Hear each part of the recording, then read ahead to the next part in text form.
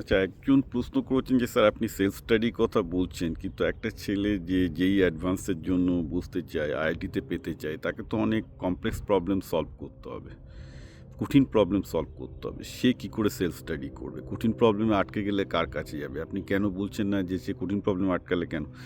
দেখুন, পৃথিবীতে কঠিন প্রবলেম বলতে কিছু হয় না। কঠিন প্রবলেম মানে হচ্ছে সেটা ৩ টে সহজ প্রবলেম বা ২ টো সহজ প্রবলেম বা ৪ টে সহজ প্রবলেমের এগ্রিগেট বা সমষ্টি। তো কঠিন প্রবলেম মানেই হচ্ছে তার কনসেপ্ট ক্লিয়ার নেই, সে কঠিন প্রবলেমটাকে ২ টো ৩ টে বা ৪ টে সহজ প্রবলেমে ভাঙতে পারছে না। সো নাম্বার 1, তার মানে তাকে বেসিক কনসেপ্টটাকে ক্লিয়ার করতে হবে, তার জন্য তার কঠিন লাগছে। আচ্ছা, এটা গেল প্রথম জিনিস। এবার কোশ্চেন হচ্ছে এইটা তাহলে আমি কী করে পাবো? তাহলে তাকে তার বেসিকটাকে এবং ফান্ডামেন্টালসটাকে আরও ভালোভাবে জানতে হবে, এবং সেটা দুভাবে সে এটাকে সলভ করতে পারে যদি টিচারের কাছে না যায়। ইউটিউবে তখন সে বেসিক সাবজেক্টটাকে বা ফান্ডামেন্টালটাকে আরও ভালোভাবে জানার চেষ্টা করতে পারে। তার মানে তাকে যদি কোনো কিছু তাকে ফিজিক্স, কেমিস্ট্রি, ম্যাথামেটিক্সে, বায়োলজিতে কঠিন লাগে, ম্যাথসে কঠিন লাগে, বুঝতে হবে তার ফান্ডামেন্টালে প্রবলেম আছে, not that it's necessarily A complex thing.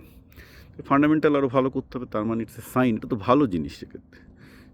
Secondly তাকে চেষ্টা করতে হবে। সে চেষ্টা করতে তার ১ দিন লাগুক, ২ দিন লাগুক, কিন্তু এই চেষ্টা করার মাধ্যমেই সে অনেকগুলো শিখবে। সে বুঝতে পারবে তার বেসিকটা কোথায়। সেটা যদি মাস্টারমশাই তাকে বলে দেয়, তার বেসিকটা কিন্তু স্ট্রং হবে না। সে যে মানে প্রবলেমটার সাথে ফাইট করবে, যুদ্ধ করবে, করতে করতেই কিন্তু বেসিকটা শিখবে। আপনি যদি সেই প্রসেসটা না দিয়ে একটা মাস্টারমশাই তাকে কঠিন প্রবলেম খাইয়ে দেয়, হয় না ওভাবে। It's a bad thing. এটা তার জন্য ক্ষতি হয়ে যাবে। আর নাম্বার 3, আজকে পেড চ্যাটজিপিটি বা চ্যাটজিপিটির পেড ভার্সন, যেটা এখন প্রো 5.4 এসে গেছে, ওর মধ্যে ২,০০০ টাকা লাগে পার মান্থে। আরও ভালো ভার্সানটা ২০,০০০ টাকা নেয় পার মান্থ, কিন্তু যেটা ২,০০০ টাকা পার মান্থ নেয়, ওই ভার্সানটা দিলে আপনি ফিজিক্স, কেমিস্ট্রি, ম্যাথামেটিক্সে যে কোনো প্রবলেম দিয়ে ওকে বলুন যে আমাকে তুমি সলভ করাবে না, কারণ সলভ করালে সে একই সমস্যা শিখবে না।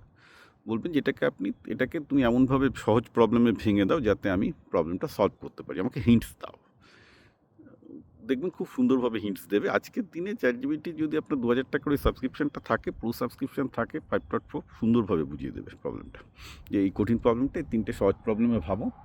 এবার দেখা গেল ৩ টে সহজ জিনিসের মধ্যে আরও ২ টো জিনিস বোঝার ক্ষমতা নেই, তার মানে তখনই আপনি বুঝতে পারবেন বা আপনার ছেলে বুঝতে পারবে যে তার সেখানে প্রবলেমে মানে তার বোঝার ঘাটতি আছে। ওকে, এই জিনিসটাকে ঠিক করতে হবে। বোঝার ঘাটতিটা কিন্তু আজকালকার দিনে খুব সাংঘাতিক হয়ে যাচ্ছে, যেহেতু অধিকাংশ ছেলে ফান্ডামেন্টাল পড়ছে না প্রথম থেকেই, ওদেরকে বলা হচ্ছে এমসিকিউ করো, ওদেরকে সেইভাবেই মানে মাস্টারমশাইগুলো ঠিকভাবে বেসিক শেখাচ্ছে না।